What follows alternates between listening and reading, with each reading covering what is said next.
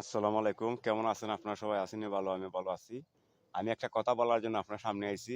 আমাকে অনেকে বলবেন আমি ইউনূস সাহেবের দালাল। না, আমি কিন্তু দালাল কিচ্ছু না।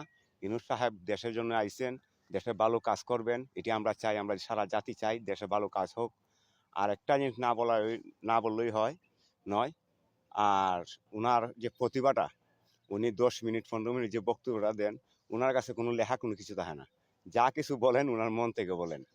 আর আমি অন্যান্য মন্ত্রী মিনিস্টার দেখছি, আওয়ামী লীগ, বিএনপি, জাতীয় পার্টি, অন্যান্যরা মন্ত্রী মিনিস্টার বা প্রধানমন্ত্রীরা, এরা কাগজে কলমে রাইটিং করা থাকে, এরা ফইরে ফইরে বলেন। আর ডক্টর ইউনূস সাহেবের যা কিছু বলেন ওনার মন থেকে বলেন।